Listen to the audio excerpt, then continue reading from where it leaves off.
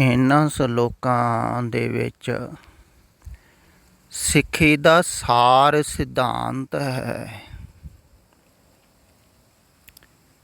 ਕਿਉਂਕਿ ਇੱਕ ਬਹੁਤ ਹੀ ਪਿਆਰੇ ਗੁਰਸਿੱਖ ਦੇ ਹਿਰਦੇ ਦੇ ਵਿੱਚੋਂ ਨਿਕਲੇ ਹੋਏ ਅੰਮ੍ਰਿਤਮਈ ਬੋਲ ਹਨ।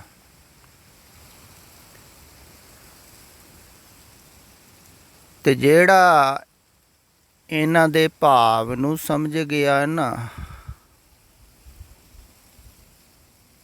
ਤੇ ਉਹਨੇ ਹੀ ਸਮਝ ਲਿਆ ਗੁਰਸਿੱਖ ਕੌਣ ਹੈ, ਪ੍ਰੇਮੀ ਕੌਣ ਹੈ।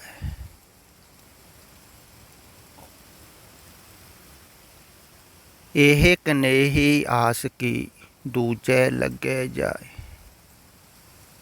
ਨਾਨਕ ਆਸ਼ਿਕ ਕਾਂਡੀਏ ਸਦਹੀ ਰਹੇ ਸਮਾਏ। ਕਹਿੰਦੇ ਹਨ ਉਹ ਕਾਹਦੀ ਆਸ਼ਕੀ ਹੈ, ਕਾਹਦਾ ਪ੍ਰੇਮ ਹੈ, ਜਿਹੜਾ ਦੂਸਰੀ ਜਗ੍ਹਾ ਜਾ ਕੇ ਲੱਗਾ ਹੋਇਆ।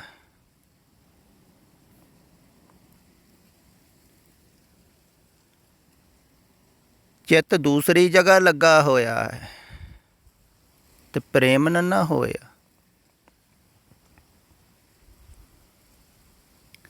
ਨਾਨਕ ਆਸਕ ਕਾਂਡੀਏ ਸਦਹੀ ਰਹੇ ਸਮਾਏ।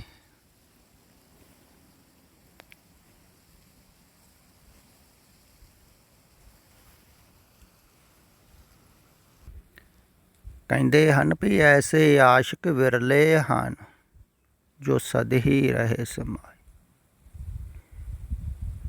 ਬਾਬਾ ਲਹਿਣਾ ਜੀ ਵਰਗੇ ਜਿਹੜੇ ਗੁਰੂ ਦੇ ਨਾਲ ਸਮਾਏ ਹੋਏ ਹਨ,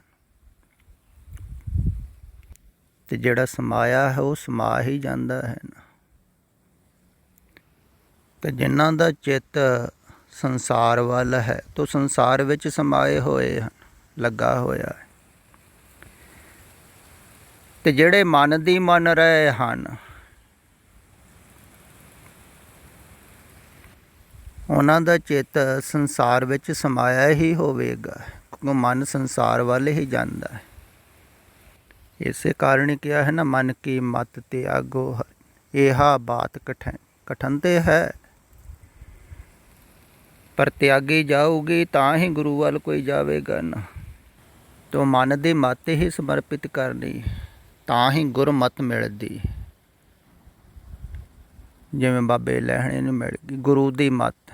ਫਿਰ ਜਿਹੜੀ ਗੁਰੂ ਦੀ ਮੱਤ ਹੈ ਉਹ ਸੰਸਾਰ ਵਿੱਚ ਨਹੀਂ ਫਸਣ ਦਿੰਦੀ, ਇਸੇ ਕਰਕੇ ਲੈਣੀ ਹੈ ਉਹਨੂੰ ਨਿਕਲੀ ਹੋਈ ਮੱਤ ਹੈ। ਜਿਹੜੀ ਸੰਸਾਰ 'ਚੋਂ ਨਿਕਲੀ ਹੋਈ ਮੱਤ ਹੈ ਉਹ ਮੱਤ ਲੈ ਲੈਣੀ, ਆਪਣੀ ਮੱਤ ਚਰਨਾਂ 'ਚ ਰੱਖ ਦੇਣੀ। ਫਿਰ ਚਰਨਾਂ 'ਚ ਮੱਤ ਉਹ ਰੱਖੇਗਾ ਜਿਹੜਾ ਬਾਹਰੋਂ ਨਹੀਂ ਗੁਰੂ ਨੂੰ ਦੇਖ ਰਿਹਾ। ਇਹ ਗੱਲ ਖਿਆਲ ਵਿੱਚ ਰੱਖਣ ਯੋਗ ਹੈ। ਜਿਹੜਾ ਬਾਹਰੋਂ ਦੇਖਦਾ ਹੈ ਨਾ ਗੁਰੂ ਦੇ ਕੰਮ, ਤੇ ਕਹਿ ਦਿੰਦਾ ਹੈ ਆਹ ਕੰਮ ਚੰਗੇ ਹਨ, ਚੰਗੇ ਚੰਗਾ ਕਰ ਮੰਨੇ ਮੰਦੇ ਮੰਦਾ ਹੋ, ਵੀ ਆਹ ਮਾੜੇ ਕੰਮ ਹਨ। ਤੇ ਚੰਗਿਆਂ ਕੰਮਾਂ ਕਰਕੇ ਕਈ ਗੁਰੂ ਮੰਨਦੇ ਹਨ। ਇਹ ਅਕਸਰ ਜ਼ਿਆਦਾਤਰ ਧਾਰਮਿਕ ਲੋਕਾਂ ਦਾ ਖਿਆਲ ਹੈ ਐਸਾ ਹੀ। ਧਾਰਮਿਕ ਲੋਕ ਵੀ ਅਕਸਰ ਸੰਤਾਂ ਦੇ ਬਾਹਰੀ ਕਰਮ ਦੇਖਦੇ ਹਨ। ਅਗਰ ਕਰਮ ਉਹਨਾਂ ਨੂੰ ਚੰਗੇ ਲੱਗਦੇ ਹਨ, ਸੰਤ ਮੰਨਦੇ ਹਨ। ਅਤੇ ਹਰ ਧਰਮ ਦੇ ਵਿੱਚ ਹੀ ਐਸਾ ਹੁੰਦਾ ਹੈ। ਫਿਰ ਸੰਤਾਂ ਦੀਆਂ ਉਪਾਧੀਆਂ ਦਿੱਤੀਆਂ ਜਾਂਦੀਆਂ ਹਨ। ਈਸਾਈ ਵੀ ਸੰਤਾਂ ਦੀ ਉਪਾਧੀ ਦਿੰਦਾ ਹੈ ਬਾਹਰੋਂ ਕਰਮ ਦੇਖ ਕੇ। ਕਰਮ ਵੀ ਫਿਰ ਉਹਨਾਂ ਦੇ ਹਿਸਾਬ ਕਿਤਾਬ ਦੇ ਨਾਲ, ਉਹਨਾਂ ਦੇ ਧਰਮ ਨਿਯਮ ਦੇ ਅਨੁਕੂਲ ਹੋਣ ਤਾਂ। ਅਤੇ ਲੋਕ ਬਾਹਰੋਂ ਕੰਮ ਦੇਖ ਕੇ ਪਰਖਦੇ ਰਹਿੰਦੇ ਹਨ। ਇਹ ਗੱਲ ਖਿਆਲ ਵਿੱਚ ਰੱਖਣ ਯੋਗ ਹੈ। ਬਾਹਰੋਂ ਦੇਖ ਕੇ ਤੁਸੀਂ ਕਦੀ ਵੀ ਸਤਿਪੁਰਖ ਨੂੰ ਪਰਖ ਨਹੀਂ ਸਕਦੇ ਹੋ। ਬਾਹਰੋਂ ਦੇਖ ਕੇ ਅਕਸਰ ਭੁੱਲ ਹੋਵੇਗੀ। ਮੈਂ ਬਹੁਤ ਵਾਰ ਕਹਿਣਾ ਹੁੰਦਾ ਹਾਂ, ਲੋਕ ਤਾਂ ਸੋਚਦੇ ਹਨ ਨਾ ਜਿਹੜੇ ਸਤਿਗੁਰੂ ਸਨ ਉਹਨਾਂ ਕੋਲ ਗਲਤੀਆਂ ਨਹੀਂ ਸੀ ਬਾਹਰ ਹੁੰਦੀਆਂ, ਪਰ ਮੈਂ ਗਵਾਹ ਹਾਂ। ਮੈਂ ਕਹਿੰਦਾ ਹਾਂ ਉਹਨਾਂ ਕੋਲ ਤੁਹਾਡੇ ਨਾਲੋਂ ਵੀ ਜ਼ਿਆਦਾ ਹੁੰਦੀਆਂ ਸੰਸਾਰ 'ਚ ਗਲਤੀ, ਵਿਵਹਾਰ 'ਚ ਗਲਤੀਆਂ। ਕਿਉਂਕਿ ਸੰਸਾਰ ਨੂੰ ਉਹ ਇੰਨੀ ਅਹਿਮੀਅਤ ਨਹੀਂ ਦਿੰਦੇ ਹਨ ਜਿੰਨੀ ਤੁਸੀਂ ਦੇ ਰਹੇ ਹੋ। ਬਹੁਤਾ ਸੋਚਦੇ ਨਹੀਂ ਹਨ ਕੰਮ ਕਰਨ ਲੱਗੇ। ਕਹਿਣ ਲੱਗੇ, ਬਾਹਰੋਂ ਭੁੱਲ ਚੁੱਕ ਬੋਲਦੇ ਪੀ ਖਰੇ ਹਰ ਪਾਣ। ਕਿਹਾ ਹੈ ਨਾ, ਉਹ ਬਾਹਰੋਂ ਬਹੁਤ ਭੁੱਲਾਂ ਚੁੱਕਾਂ ਹੁੰਦੀਆਂ ਉਹਨਾਂ ਕੋਲ, ਪਰ ਅੰਦਰੋਂ ਉਹ ਭਾਣੇ 'ਚ ਟਿਕੇ ਹੋਏ ਹਨ। ਅਤੇ ਬਾਹਰੋਂ ਜ਼ਿਆਦਾ ਭੁੱਲਾਂ ਮਿਲਦੀਆਂ ਹਨ, ਮਿਲਣਗੀਆਂ ਹੀ। ਅਤੇ ਜਿਹੜੇ ਬਾਹਰੋਂ ਦੇਖ ਕੇ ਉਹਨਾਂ ਨਾਲ ਜੁੜਨਗੇ, ਉਹ ਜੋੜੇ ਹੀ ਨਹੀਂ ਸਕਦੇ ਹਨ। ਝੂਠਿਆਂ ਦੇ ਨਾਲ ਬਾਹਰੋਂ ਜੁੜਿਆ ਜਾ ਸਕਦਾ ਹੈ, ਖਿਆਲ ਵਿੱਚ ਰੱਖਣ ਯੋਗ ਹੈ। ਕਿਉਂਕਿ ਜਿਹੜੇ ਬਾਹਰੋਂ ਜੋੜਦੇ ਹਨ ਤਾਂ ਉਹ ਬਾਹਰੋਂ ਹੀ ਆਪਣੇ ਆਪ ਨੂੰ ਸਵਾਰ ਕੇ ਦਿਖਾਉਂਦੇ ਹਨ ਧਾਰਮਿਕ, ਕਿਉਂਕਿ ਉਹਨਾਂ ਨੇ ਬਾਹਰੋਂ ਜੋੜਨਾ ਹੈ। ਅਤੇ ਜਿਹੜਾ ਬਾਹਰੋਂ ਨਹੀਂ ਨਾ ਜੋੜਦਾ ਹੈ, ਆਪ ਟੁੱਟਾ ਹੋਇਆ, ਉਹ ਬਾਹਰੋਂ ਦਿਖਾਉਂਦਾ ਵੀ ਨਹੀਂ ਹੈ, ਤਾਂ ਉਹਦੇ ਕਰਮ ਸਹਿਜ ਹੁੰਦੇ ਆ।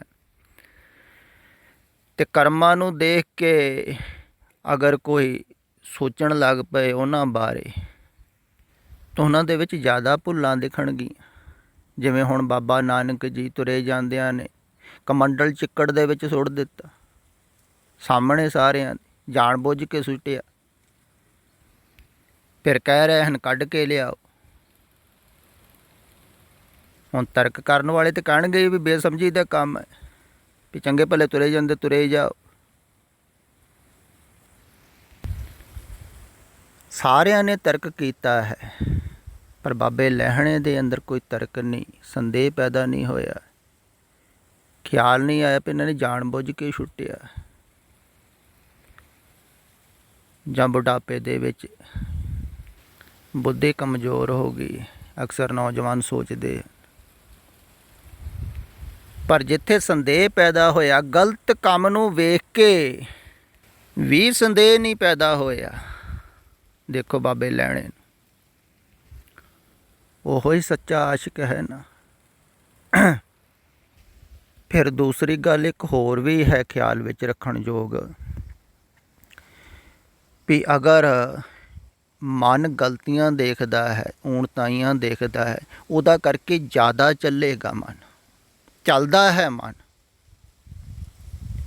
ਅਗਰ ਗੁਰੂ ਕੋਲ ਆਣ ਕੇ ਜਾਂ ਸਤਿਪੁਰਖ ਕੋਲ ਕੋਈ ਰਹਿੰਦਾ ਹੈ ਅਤੇ ਉਹਨਾਂ ਦੀਆਂ ਗਲਤੀਆਂ ਦੇਖੇਗਾ, ਫਿਰ ਜ਼ਿਆਦਾ ਚੱਲੇਗਾ ਮਨ। ਫਿਰ ਗਲਤੀਆਂ ਦੇ ਵਿੱਚ ਹੋਰ ਗਲਤੀਆਂ ਲੱਭਣਗੀਆਂ, ਕਿਉਂਕਿ ਇੱਕ ਗਲਤੀ ਤਾਂ ਮਨ ਨਹੀਂ ਰੁਕਦਾ, ਫਿਰ ਸੋਚਣ ਲੱਗ ਜਾਂਦਾ ਹੋਰ ਵੀ ਬਹੁਤ ਹੋਈਆਂ, ਫਿਰ ਮਨ ਚੱਲਦਾ ਹੈ। ਅਤੇ ਗੁਰੂ ਕੋਲ ਰਹਿ ਕੇ ਵੀ ਜਿਨ੍ਹਾਂ ਦਾ ਮਨ ਚੱਲਦਾ ਹੈ ਨਾ, ਉਹ ਮਨਮੁਖ ਹਨ, ਇਹੋ ਕਹਿਣਾ ਚਾਹੀਦਾ ਹੈ। ਕਿਉਂਕਿ ਮਨ ਅਸਵੀਕਾਰ 'ਚ ਚੱਲਦਾ ਹੈ, ਸਵੀਕਾਰ 'ਚ ਕਿਵੇਂ ਚੱਲੇਗਾ ਮਨ? ਅਤੇ ਸਵੀਕਾਰ 'ਚ ਜੀਣ ਵਾਲੇ ਨੂੰ ਹੀ ਆਸਤਿਕ ਕਿਹਾ ਹੈ। ਨਾਸਤਿਕ ਉਹਨੂੰ ਕਿਹਾ ਜਾਂਦਾ ਹੈ ਜਿਹੜਾ ਨਾ ਕਰਦਾ ਹੈ, ਨਹੀਂ ਗਲਤ ਹੈ, ਠੀਕ ਨਹੀਂ, ਮੈਂ ਨਹੀਂ ਮੰਨਦਾ, ਮੈਨੂੰ ਨਹੀਂ ਠੀਕ ਲੱਗਦਾ, ਮੈਂ ਇੱਦਾਂ ਨਹੀਂ ਚਾਹੁੰਦਾ। ਜਿਹੜਾ ਇਨਕਾਰੀ ਹੈ ਉਹ ਨਾਸਤਿਕ, ਅਤੇ ਨਾਸਤਿਕ ਦਾ ਕਦੇ ਮਨ ਸ਼ਾਂਤ ਨਹੀਂ ਹੁੰਦਾ। ਅਤੇ ਜਿਹੜਾ ਆਸਤਿਕ ਹੈ ਨਾ, ਉਹਦੇ ਅੰਦਰ ਨਾ ਨਹੀਂ ਹੁੰਦੀ ਹੈ। ਖਿਆਲ ਵਿੱਚ ਰੱਖਿਓ। ਹੁਣ ਜਿਵੇਂ ਬਾਬਾ ਲਹਿਣਾ ਜੀ ਰਹਿ ਰਹੇ ਸਨ ਬਾਬੇ ਨਾਨਕ ਕੋਲ, ਅਤੇ ਅਗਰ ਉਹਨਾਂ ਨੇ ਪੂਰਾ ਹੀ ਸਵੀਕਾਰ ਕਰ ਲਿਆ ਉਹਨਾਂ ਨੂੰ, ਵੀ ਪੂਰੇ ਦੇ ਪੂਰੇ ਹੀ ਇਹ ਠੀਕ ਹਨ, ਮੈਨੂੰ ਪੂਰਾ ਹੀ ਸਵੀਕਾਰ ਹੈ, ਸਮਰਪਣ ਕਰ ਦਿੱਤਾ, ਅਤੇ ਮਨ ਕਿਵੇਂ ਚੱਲੇਗਾ? ਜੋ ਹੋ ਰਿਹਾ ਹੈ ਗੁਰੂ ਦੁਆਰਾ ਹੋ ਰਿਹਾ, ਠੀਕ ਹੋ ਰਿਹਾ, ਗਲਤ ਹੋ ਰਿਹਾ, ਉਹਨਾਂ ਦੀਆਂ ਉਹ ਜਾਣਨ। ਅਤੇ ਸਵੀਕਾਰ ਭਾਵ ਦੇ ਵਿੱਚ ਮਨ ਨਹੀਂ ਚੱਲਦਾ ਹੈ, ਆਸਤਿਕ ਦਾ ਮਨ ਨਹੀਂ ਚੱਲਦਾ ਹੈ। ਆਸਤਿਕ ਹੀ ਸਿੱਖ ਹੈ, ਗੁਰਸਿੱਖ ਹੈ, ਅਤੇ ਜਿਹਦੀ ਆਸਥਾ ਪੂਰੀ ਹੋ ਜਾਂਦੀ ਹੈ ਉਹ ਹੀ ਗੁਰਮੁਖ ਹੋ ਜਾਂਦਾ ਹੈ। ਅਤੇ ਉਸ ਸਮੇਂ ਗੁਰੂਆਂ ਕੋਲ ਵੀ ਬਹੁਤ ਸਾਰੇ ਨਾਸਤਿਕ ਰਹਿੰਦੇ ਸੀ, ਇਨਕਾਰੀ ਰਹਿੰਦੇ ਸਨ ਕਹਿ ਲਈਏ, ਸਗੋਂ ਵਿਰੋਧੀ ਵੀ ਰਹਿੰਦੇ ਸਨ, ਉਹਨਾਂ ਨੂੰ ਲਾਭ ਥੋੜ੍ਹੀ ਹੋਇਆ। ਜਿਹੜੇ ਬਾਹਰੋਂ ਕੰਮ ਹੀ ਦੇਖ ਰਹੇ ਸਨ ਵੀ ਗੁਰੂ ਕਿਹੜਾ ਕਿਹੜਾ ਕੰਮ ਗਲਤ ਕਰ ਰਿਹਾ, ਕਿਹੜਾ ਠੀਕ ਕਰ ਰਿਹਾ, ਅਤੇ ਜਿਹੜਾ ਮਨ ਗਲਤੀਆਂ ਕੱਢਦਾ ਹੈ ਉਹ ਮਨ ਆਪਣੇ ਆਪ ਨੂੰ ਬਚਾਉਂਦਾ ਹੈ। ਦਰਅਸਲ ਮਨ ਬਚਣਾ ਚਾਹੁੰਦਾ ਹੈ, ਇਸ ਕਰਕੇ ਹੀ ਦੇਖ ਰਿਹਾ ਹੈ ਕਿ ਗਲਤ ਹੈ, ਕਿਉਂਕਿ ਗਲਤੀ 'ਤੇ ਮਨ ਬਚਦਾ ਹੈ। ਠੀਕ 'ਤੇ ਸਵੀਕਾਰ ਭਾਵ 'ਚ ਰਹਿੰਦਿਆਂ ਹੋਇਆਂ ਮਨ ਮਿਟਦਾ ਹੈ। ਅਤੇ ਜਿਹੜਾ ਬਾਹਰ ਕੰਮ ਦੇਖਦਾ ਹੈ ਕੀ ਠੀਕ ਕੀ ਗਲਤ, ਕੀ ਠੀਕ ਬੋਲਿਆ ਕੀ ਗਲਤ ਬੋਲਿਆ, ਉਹ ਹਿਸਾਬੀ ਕਿਤਾਬੀ ਹੈ, ਉਹ ਬਾਹਰਲੇ ਲੇਖੇ ਜੋਖੇ ਰੱਖ ਰਿਹਾ ਹੈ। ਆਸ਼ਕ ਇਹ ਨਾ ਆਖੀਏ ਲੇਖੇ ਵਰਤੇ ਸੋਏ, ਕਹਿੰਦੇ ਹਨ ਉਹ ਪ੍ਰੇਮੀ ਨਹੀਂ ਹੈ ਜਿਹੜਾ ਬਾਹਰਲੇ ਲੇਖਿਆਂ ਦੇ ਵਿੱਚ ਵਰਤਦਾ ਹੈ। ਨਹੀਂ, ਜਿਹੜਾ ਬਾਹਰਲੇ ਲੇਖੇ ਜੋਖੇ ਛੱਡ ਦਿੰਦਾ ਹੈ, ਆਪਣੇ ਤੇ ਛੱਡਦਾ ਹੀ ਹੈ। ਫਿਰ ਦੂਸਰੀ ਗੱਲ ਇਹ ਵੀ ਖਿਆਲ ਵਿੱਚ ਰੱਖਣ ਯੋਗ ਹੈ, ਜਿਹੜਾ ਗੁਰੂ ਦੇ ਲੇਖੇ ਜੋਖੇ ਨਹੀਂ ਨਾ ਦੇਖਦਾ ਹੈ, ਉਹਦੇ ਆਪਣੇ ਵੀ ਛੁੱਟਦੇ ਰਹਿੰਦੇ ਹਨ। ਸੁਭਾਵਿਕ ਹੀ ਐਸਾ ਹੁੰਦਾ ਹੈ, ਉਹ ਲੇਖਿਆਂ ਤੋਂ ਬਾਹਰ ਹੁੰਦਾ ਰਹਿੰਦਾ ਹੈ। ਉੱਦਾਂ ਸੰਸਾਰ ਦੇ ਵਿੱਚ ਲੇਖੇ ਜੋਖੇ ਤੋਂ ਬਾਹਰ ਨਹੀਂ ਹੁੰਦਾ ਹੈ ਆਦਮੀ। ਤਦੇ ਕਿਹਾ ਵੀ ਹੈ ਨਾ, ਲੇਖੇ ਕਤੇ ਨਾ ਛੂਟੀਏ ਖਿਨ ਖਿਨ ਭੂਲਨਹਾਰ, ਬਖਸ਼ਣਹਾਰ ਬਖਸ਼ ਲੈ ਨਾਨਕ ਪਾਰ ਉਤਾਰ। ਪਰ ਗੁਰੂ ਕੋਲ ਲੇਖੇ ਤੋਂ ਮੁਕਤ ਹੋ ਜਾਂਦਾ ਹੈ, ਕਿਉਂਕਿ ਉਹ ਆਪ ਲੇਖੇ ਤੋਂ ਮੁਕਤ ਹੋਇਆ ਹੈ ਨਾ। ਅਤੇ ਉਹ ਕਹਿੰਦਾ ਜਦੋਂ ਮੈਂ ਲੇਖਾ ਜੋਖਾ ਨਹੀਂ ਬਾਹਰ ਦਾ ਰੱਖਦਾ, ਕੀ ਠੀਕ ਕੀ ਗਲਤ, ਤੁਸੀਂ ਕਿਉਂ ਰੱਖਦੇ ਹੋ? ਤੁਸੀਂ ਵੀ ਛੱਡੋ। ਕੀ ਚੰਗਾ ਕੀ ਮਾੜਾ, ਕਦੀ ਦੁੱਖ ਆ ਗਿਆ ਕਦੀ ਸੁੱਖ ਆ ਗਿਆ, ਠੀਕ ਹੋ ਗਿਆ ਗਲਤ ਹੋ ਗਿਆ। ਅਤੇ ਕਈਆਂ ਨੂੰ ਦੁੱਖ ਆ ਜਾਵੇ ਤਾਂ ਵੀ ਗੁਰੂ 'ਤੇ ਸੰਦੇਹ ਕਰਦੇ ਹਨ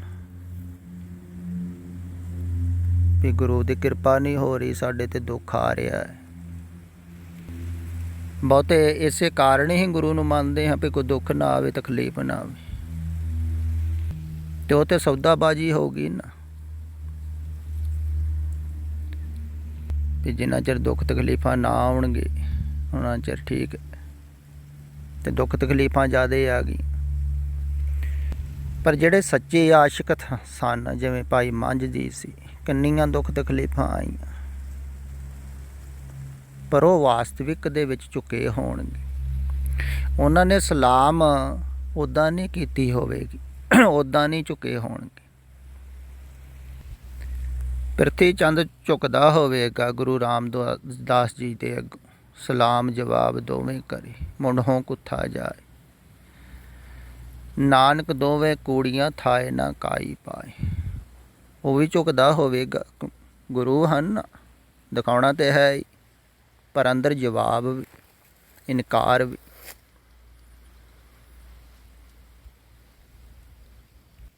ਇਸੇ ਕਾਰਨ ਹੀ ਗੁਰੂ ਘਰ ਰਹਿੰਦਾ ਹੋਇਆ ਵੀ ਉਹ ਕੁਛ ਪਾ ਨਹੀਂ ਸਕਿਆ। ਐਸੇ ਬਹੁਤ ਹੋਣਗੇ ਉਸ ਸਮੇਂ ਜਿਹੜੇ ਇਨਕਾਰੀ ਸਨ, ਉਹਦੇ ਨਾਲ ਵੀ ਬਹੁਤ ਸਨ, ਪ੍ਰਿਥੀ ਚੰਦ ਦੇ ਨਾਲ। ਪਰ ਜਿਹੜਾ ਪੂਰਾ ਪੂਰਾ ਝੁਕ ਜਾਂਦਾ ਹੈ, ਜਿਹਦੇ ਅੰਦਰ ਜਵਾਬ ਨਹੀਂ ਹੁੰਦਾ, ਜਵਾਬ ਉਹਦੇ ਅੰਦਰ ਹੀ ਨਹੀਂ ਹੁੰਦਾ ਹੈ, ਇਨਕਾਰ, ਜਿਹੜਾ ਬਾਹਰੋਂ ਨਹੀਂ ਦੇਖਦਾ ਹੈ ਸਤਿਗੁਰੂ ਨੂੰ। ਸਤਿਗੁਰੂ ਨੂੰ ਅੰਦਰੋਂ ਦੇਖਦਾ ਹੈ, ਅੰਦਰੋਂ ਉਹ ਦੇਖਦਾ ਹੈ ਜਿਹੜਾ ਉਹਨਾਂ ਦੇ ਉਪਦੇਸ਼ਾਂ ਨੂੰ ਆਪਣੇ ਹਿਰਦੇ 'ਚ ਵਸਾਉਂਦਾ ਹੈ ਅਤੇ ਉਹਨਾਂ ਦੇ ਅਨੁਕੂਲ ਆਪਣਾ ਜੀਵਨ ਢਾਲਦਾ ਹੈ। ਇਹ ਗੱਲ ਖਿਆਲ ਵਿੱਚ ਰੱਖਣ ਯੋਗ ਹੈ। ਜਿਹੜਾ ਬਾਹਰੋਂ ਦੇਖਦਾ ਹੈ ਉਹ ਤਾਂ ਬਾਹਰ ਹੀ ਬਾਹਰ ਰਹਿੰਦਾ ਹੈ, ਅਤੇ ਬਾਹਰ ਵਾਲਾ ਤਾਂ ਨਾਸ਼ਵਾਨ ਹੈ, ਗੁਰੂ ਦਾ ਸਰੀਰ ਵੀ ਨਾਸ਼ਵਾਨ ਹੈ। ਪਰ ਜਿਹਦੇ ਦੁਆਰਾ ਉਹ ਅੰਦਰੋਂ ਬੋਲ ਰਿਹਾ ਹੈ ਨਾ, ਉਹ ਨਾਸ਼ਵਾਨ ਨਹੀਂ ਹੈ। ਤਾਂ ਉਹਦੇ ਨਾਲ ਜੁੜਨ ਵਾਸਤੇ ਉਹਨਾਂ ਦੇ ਬੋਲ, ਉਹਨਾਂ ਦੇ ਉਪਦੇਸ਼, ਉਹਨਾਂ ਨੂੰ ਹਿਰਦੇ 'ਚ ਵਸਾਉਣਾ। ਅਤੇ ਹਿਰਦੇ 'ਚ ਉਹੋ ਹੀ ਵਸਾ ਸਕਦਾ ਹੈ ਜਿਹੜਾ ਇਨਕਾਰੀ ਨਹੀਂ ਹੁੰਦਾ ਹੈ, ਜਿਹੜਾ ਚੁਣ ਚੁਣ ਕੇ ਉਪਦੇਸ਼ਾਂ ਨੂੰ ਵੀ ਸੁਣਦਾ ਹੈ ਆਪਣੇ ਮਨ ਦੇ ਅਨੁਕੂਲ। ਉਹ ਅਤੇ ਆਪਣੇ ਮਨ ਦੇ ਨਾਲ ਹੀ ਹੋਵੇਗਾ ਨਾ, ਉਹ ਮਨਮੁਖ ਹੈ, ਕਿਉਂਕਿ ਮਨ ਦੇ ਅਨੁਕੂਲ ਚੁਣਦਾ ਹੈ। ਠੀਕ ਹੈ ਕੀ ਗਲਤ ਹੈ, ਕਈ ਵਿਚਾਰ ਹੀ ਕਰਦੇ ਨਹੀਂ। ਜਿਹੜਾ ਆਪਣੀ ਮਨ ਦੀ ਮੱਤ ਛੱਡਦਾ ਹੈ, ਸਿੱਧੇ ਸਿੱਧੇ ਬਚਨ ਕਬੂਲ ਕਰਦਾ ਹੈ ਉਹ ਫਿਰ ਖਿਆਲ ਵਿੱਚ ਰੱਖਣ ਯੋਗ ਹੈ। ਜਿਹਦੇ ਅੰਦਰ ਜਵਾਬ ਹੈ, ਨਾ ਹੈ, ਉਹਦਾ ਝੁਕਣਾ ਵੀ ਜਿਹੜਾ ਹੈ ਨਾ, ਉਹ ਵੀ ਵਿਅਰਥ ਹੈ, ਬਿਲਕੁਲ ਝੂਠ ਹੈ। ਪਰ ਜਿਹੜਾ ਅੰਦਰੋਂ ਆਸਤਿਕ ਹੈ, ਉਹ ਬਿਨਾਂ ਝੁਕੇ ਹੋਏ ਵੀ ਝੁਕਿਆ ਹੋਇਆ ਹੈ। ਇਹ ਦੂਸਰੀ ਗੱਲ ਵੀ ਸਮਝ ਲੈਣੀ ਚਾਹੀਦੀ ਹੈ। ਜਿਹੜਾ ਅੰਦਰੋਂ ਸਵੀਕਾਰ ਭਾਵ ਦੇ ਵਿੱਚ ਜਿਉਂਦਾ ਉਹੋ ਹੀ ਆਸਤਿਕ ਹੈ ਨਾ, ਉਹਨੂੰ ਹੀ ਗੁਰਮੁਖ ਕਹਿਣਾ ਚਾਹੀਦਾ। ਮੈਂ ਵੀ ਅਕਸਰ ਇਹੋ ਹੀ ਕਹਿੰਦਾ ਹਾਂ ਵੀ ਬਾਹਰੋਂ ਝੁਕਣ ਦੀ ਲੋੜ ਨਹੀਂ ਹੈ, ਤੁਸੀਂ ਅੰਦਰੋਂ ਝੁਕ ਜਾਓ, ਬਾਹਰੋਂ ਆਪਣੇ ਆਪ ਹੀ ਝੁਕਣਾ ਹੋ ਜਾਵੇਗਾ। ਫਿਰ ਝੁਕਣਾ ਪੈਂਦਾ ਨਹੀਂ ਹੈ, ਝੁਕਣਾ ਹੋ ਜਾਂਦਾ ਹੈ। ਫਿਰ ਉਹਨੂੰ ਹੀ ਕਿਹਾ ਹੈ ਨਿਵੇਂ ਸੋ ਗੌਰਾ ਹੋਏ। ਜਿਹਦੇ ਅੰਦਰ ਜਵਾਬ ਨਹੀਂ ਹੈ, ਸਮਝ ਲੈਣਾ ਚਾਹੀਦਾ ਹੈ ਉਹ ਝੁਕ ਗਿਆ। ਅਤੇ ਜਿਹੜਾ ਝੁਕ ਗਿਆ ਉਹ ਸਮਝ ਲਓ ਮਿਟ ਗਿਆ। ਜਿਹੜਾ ਮਿਟ ਗਿਆ ਉਹਨੇ ਪਾ ਲਿਆ। ਆਪ ਗਵਾਈਏ ਤਾਂ ਸੋ ਪਾਈ, ਅਵਰ ਕੈਸੀ ਚਿਤਰਾਈ। ਅਤੇ ਜਿਹੜੇ ਸਿਆਣਪ ਵਾਲੇ ਸੀ ਉਹ ਬਾਹਰ ਦੇਖ ਕੇ ਲੇਖੇ ਜੋਖੇ ਦੇ ਵਿੱਚ ਪਏ ਰਹਿੰਦੇ ਹਨ। ਸਿਆਣਪ ਵਾਲੇ ਸਿਆਣੇ ਸਮਝਦਾਰ ਅਕਸਰ ਭਟਕਦੇ ਹਨ। ਅਤੇ ਜਿਹੜੇ ਗੁਰੂ ਦੀ ਮੱਤ ਲੈ ਲੈਂਦੇ ਹਨ, ਗੁਰ ਕੀ ਮੱਤ ਤੂੰ ਲੇਹੇ ਆਣੇ, ਉਹ ਆਣੇ ਹੋ ਜਾਂਦੇ ਹਨ। ਪਰ ਭਗਤ ਬਿਨਾਂ ਬਹੁ ਡੂਬੇ ਸਿਆਣੇ, ਭਾਵਨਾ ਤੋਂ ਬਿਨਾਂ, ਭਗਤੀ ਤੋਂ ਬਿਨਾਂ, ਪ੍ਰੇਮ ਤੋਂ ਬਗੈਰ ਬਹੁਤ ਵੱਡੇ ਵੱਡੇ ਸਮਝਦਾਰ ਗਿਆਨੀ ਧਿਆਨੀ ਅਕਲਵੰਦ ਡੁੱਬਦੇ ਦੇਖੇ ਹਨ।